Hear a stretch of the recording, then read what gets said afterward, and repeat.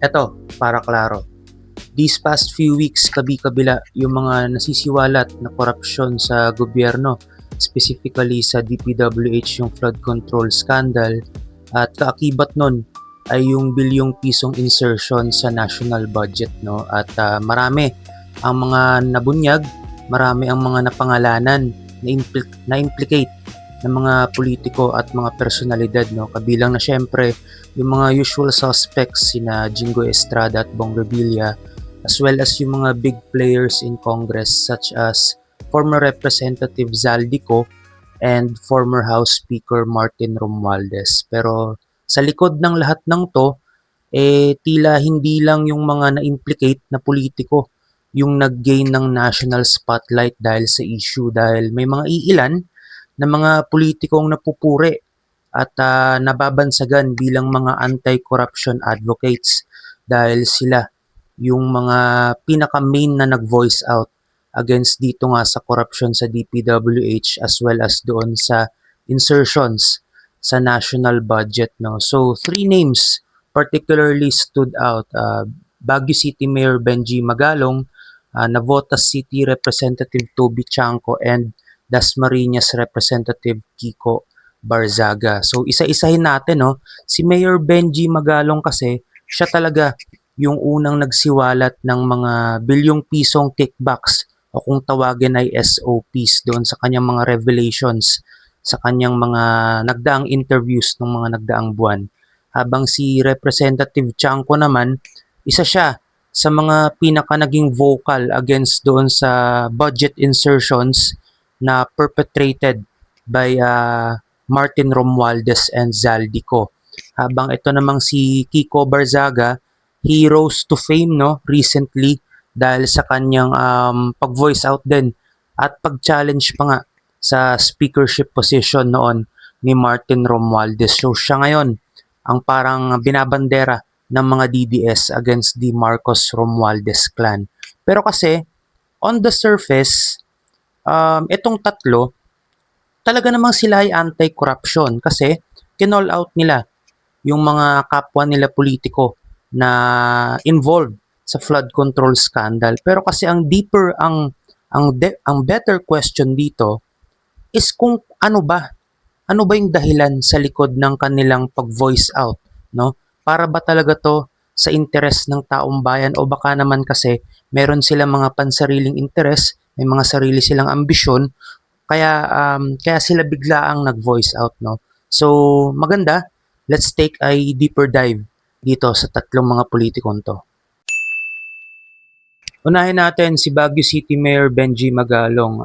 Before becoming Baguio City Mayor, he previously served sa Philippine National Police for almost 4 decades at una siyang nag-gain ng national attention, national spotlight noong 2015 when he published the report implicating former President Noynoy Aquino as well as former PNP Chief Alan Purisima ng misconduct dahil sa pagkamatay ng SAF-44. At noong 2019 din ay inakusahan niya si Oscar Albayalde, former PNP chief, na protector umano ng mga uniformed personnel na involved sa illegal drug trade, no.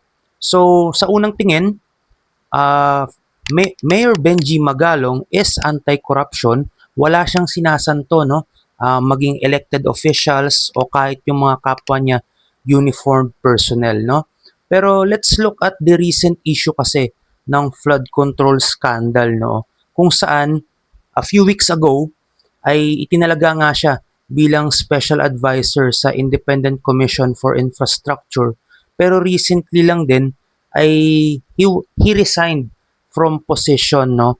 At maraming mga factors at maraming mga kuro-kuro kung bakit talaga siya totoong nag-resign. Ayon sa kanya, ang pagre-resign niya ay dahil nga mukhang hindi naman siya talaga makakapag-investigate at inakusahan niya rin ng power play ang mga nasa likod ng mga investigasyon, no? Basically, he accused everyone of being corrupt, even those na nasa ICI and those who are basically in power, no? Marcoses, Romualdez, etc., etc., no? So, yun talaga ang ang sinasabi niyang main reason, recently lang, sinabi niya sa isang Senate hearing na lahat daw talaga corrupt, no? Pero sa kabilang banda naman kasi, ang sinasabi ng mga critic, ang sinasabi ng mga kritiko, ang sinasabi ng mga political analyst ay baka naman daw kasi takot si Benji Magalong na i-implicate ang mga Dutertes at ang kanilang mga kaalyado na dahil alam naman natin, klaro naman na kung hindi man nagsimula ay lumala yung issue ng corruption sa DPWH under the Duterte administration kung saan si Senator Mark Villar ang naging DPWH secretary, no? At take for example, yung mga Diskaya, the Diskaya couple, Sara Diskaya and Curly Diskaya, nung tinanong si Sara Diskaya sa Senate Blue Ribbon hearing kung kung kailan sila nagkaroon ng big break, no, as contractors ng gobyerno, ang sinabi ni Sara Diskaya, very clear, sinabi ni Diskaya noong 2016 at kung saan napa-speechless nga si Senator Bato de la Rosa dahil alam niyang may implicate doon ang mga kaalyado ng mga Duterte, no. So going back, ah matagal na rin kasing napaghahalataan, no, at sinasabi ng mga kritiko na itong si Benji Magalong is a closeted DDS o Duterte supporter, Duterte ally, no. At yun nga, posible rin daw na maging rason kung bakit nag-resign siya sa ICI is dahil takot siyang mag-implicate ng mga kaalyado niya. Remember, um, alam natin na recently si Benji Magalong, dumalo siya sa isang political rally calling for anti-corruption, against corruption, no? Pero before that, meron pang isang rally kung saan inimbitahan din si Mayor Benji Magalong na dumalo at makilahok. At sa una daw ay tinanggap ni Mayor Benji Magalong ang invitation. Pero nang malaman niya nakasama sa mga panawagan ang pag-i-impeach, ang pagtawag sa impeachment ni Sara Duterte, ay bigla na lang daw itong gumawa ng kung ano-anong mga dahilan para hindi makadalo sa nasabing event. So doon pa lang sketchy na kung saan ba talaga pumapanig si Mayor Benji Magalong. At next naman, going back to the Discayas, no, ipasok natin yung issue ng 110 million peso tennis court na project sa Baguio City, no, sa lugar, sa poder ni Mayor Benji Magalong. Ang contractor ng 110 million pesos project na yon, walang iba kundi ang St. Gerard Construction Firm ng mga Diskaya, no. Kung matatandaan natin, sinabi ni Mayor Benji Magalong sa mga past interviews niya, lahat ng projects ng gobyerno may kickbacks at may SOPs. So anong ibig sabihin nito?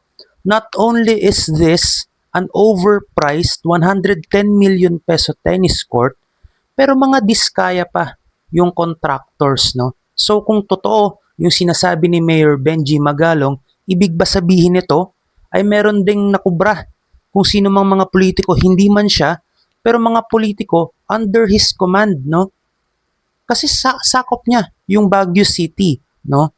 Kung may alam si Mayor Magalong sa project, bakit ngayon niya lang din gusto busisiin? Bakit ngayon lang siya nag ba't ngayon niya lang inatasan yung Baguio City Council na mag-launch ng independent investigation doon sa project, no? At kung wala naman siyang alam doon sa nasabing project na yon, then that is incompetence and ignorance from the city's chief executive. Hindi na rason na hindi mo alam bilang ikaw ay city mayor yung mga projects na nangyayari sa iyong syudad, no? Kasi ang pagiging mayor for good governance, hindi lang dapat yan sa title. Dapat nakikita rin yan sa record at sa gawa. So mainam na dapat klaruhin ni Mayor Benji Magalong ang sinasabi niyang pagiging anti-corruption. Dahil kung meron ding corruption mismo na nangyayari under your watch, mas maganda sigurong unahin yun before focusing on the national issues, no? Pagiging special advisor ng ICI, mas maganda siguro imbestigahan mo muna yung nangyayaring corruption sa iyong syudad, di ba? Sunod naman si Navotas City Representative Toby Chanco, no? Isang veterano pagdating sa politika, specifically sa Navotas kung saan he has held a public office position since 1998 from vice mayor to now as the representative of Navotas Lone District. At noticeable ang boost sa social media presence ni Congressman Toby Chanco in the past few weeks, no?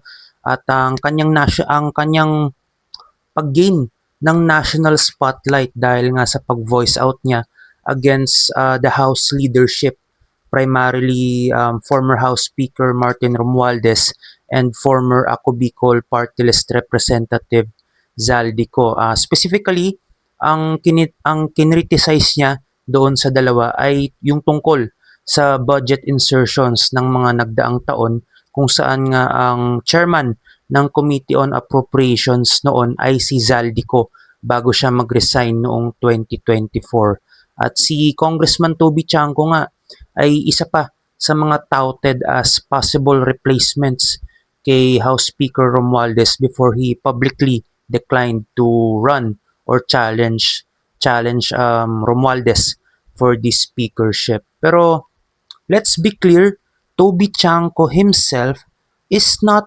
clear, is not clean. Hindi siya exempted. At ito, klaruhin natin.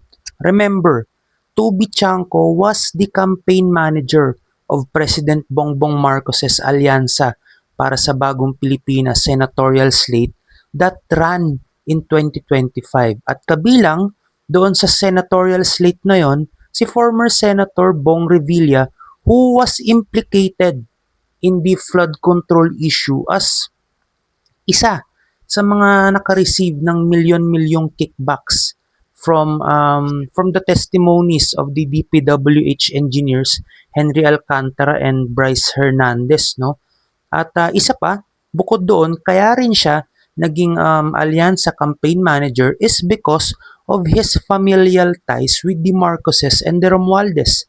Kasi ang kanyang asawa na si Michelle Romualdez Yap is a relative of the Marcoses and the Romualdez.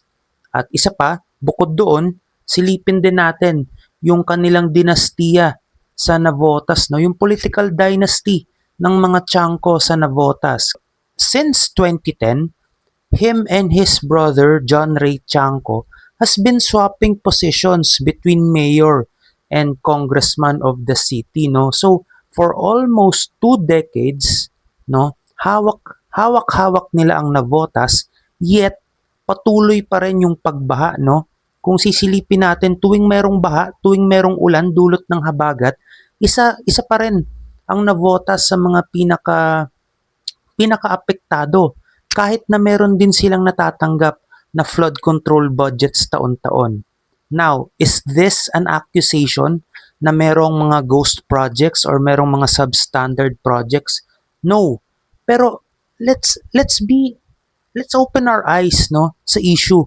Kung 2 decades ka nang namamahala sa isang syudad at hindi pa rin nasosolusyonan yung mga problema tulad ng baha at yung iba pang mga problema sa Navotas City, tapos you have held on to power, nagpapasapasahan kayo ng kapatid mo, no, as mayor and as congressman, no, there's something wrong, no?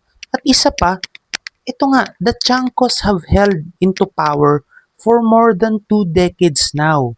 And yes, while corruption is greed, so is political dynasty, no? Yun ang klaro. Pareho lang yan. Criticizing the broken system while directly benefiting from it is hypocrisy, no? Dahil i-criticize mo yung mga corrupt, pero ikaw parte ka ng dynasty. Ang dynasty is greed. Pareho lang yan.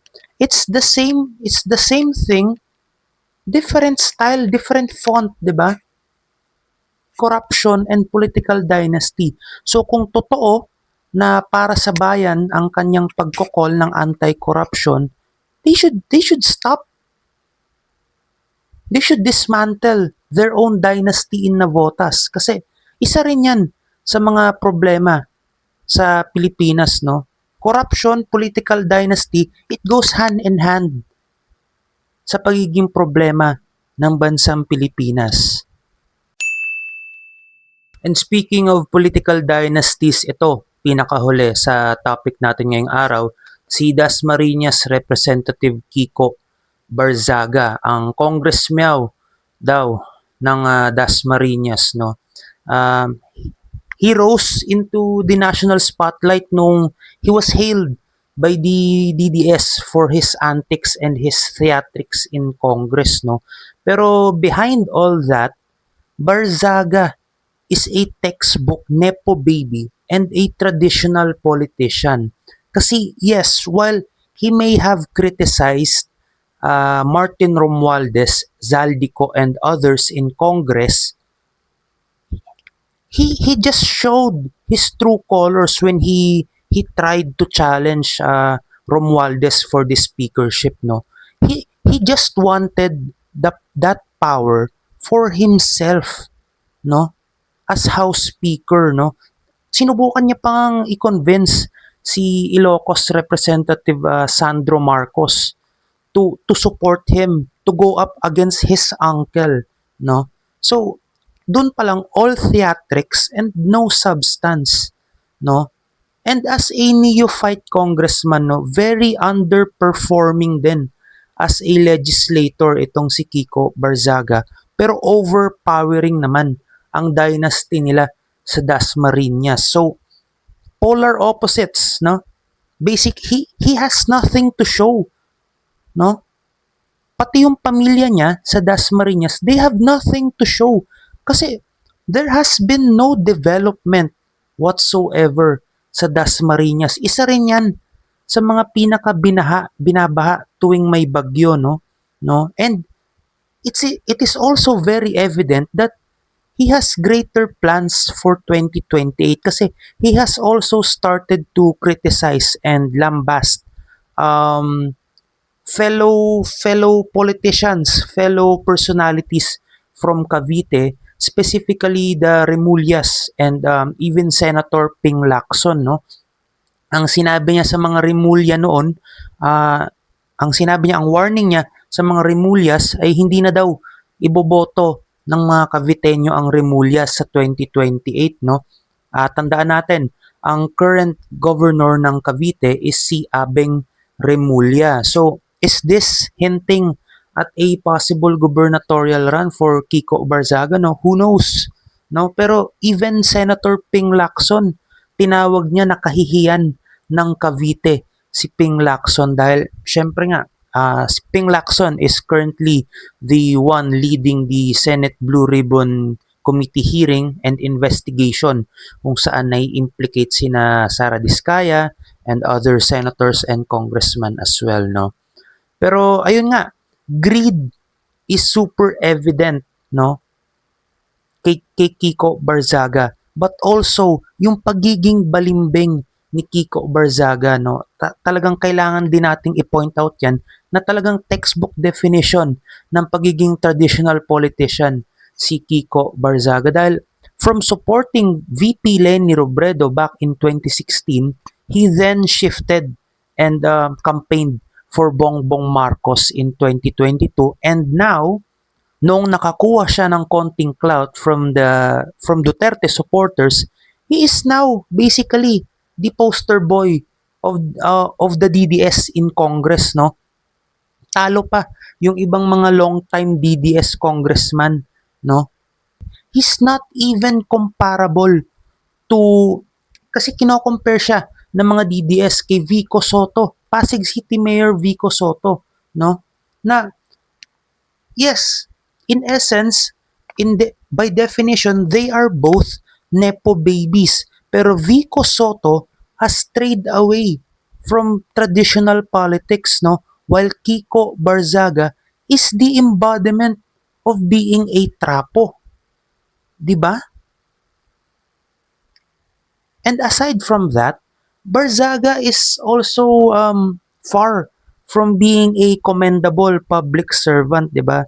Kung titignan nyo yung Facebook post ni Barzaga before and even now, ngayong siya ay congressman at maging noong siya ay konsehal pa lang sa Dasmariñas, he has posted numerous photos of himself flexing luxury items, cars, pera, bands, thousands of pesos, no, nakapost sa kanyang social media accounts. And even nung in-interview siya ni Ma'am Jessica Soho sa KMJS kung magnanakaw ka rin ba, he didn't even try to give an answer. It's a yes or no question.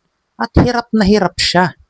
Let's Let's remember Section 4H of the Republic Act 6713 or the Code of Conduct and Ethical Standards, it clearly states that public officials and their families shall lead modest lives. They shall not indulge in extravagant or ostentatious displays of wealth in any form. At kabilang doon ay yung pagpo-post sa social media, pag-flex niya ng mga mamahaling gamit at luxury items. So ano ang bottom line? Ang bottom line natin sa tatlong to, politicians will be politicians at the end of the day. Is it commendable that they are now speaking against corruption? Kasi para sa akin, hindi. Kasi corruption should not have existed in the first place. No? They have been in power for a long time. The Chancos have held power in Navotas for 2 decades. The Barzagas for decades. Mayor Benji Magalong before being a politician has served in the PNP for for almost 4 decades. So in any way, shape, or form, they have benefited and they have been a part of the corrupt system that they are now trying to call out, no? So mahalaga na hindi tayo magbulag-bulagan sa korupsyong nangyayari sa ating bansa, pero sana naman ay hindi rin tayo magpabulag sa mga politiko na nag-aasta bilang anti-corruption pero nakikinabang din, nagbe-benefit din sa same corrupt system na yon, ano? We should not let them treat this as political theatrics, no? Hindi to gantihan ng dalawang panig. Hindi yun ang end goal. Dahil ang end goal natin, mapanagot ang lahat ng may sala. So, patuloy dapat tayo sa pagboses, patuloy nating pakinggan, patuloy tayong magmased, patuloy tayong magingay, no? Hanggang sa merong korap, hanggat hindi napapanagot ang lahat ng mga korap, ay patuloy tayo sa pagboses. Ako si Carlo, sana naging klaro.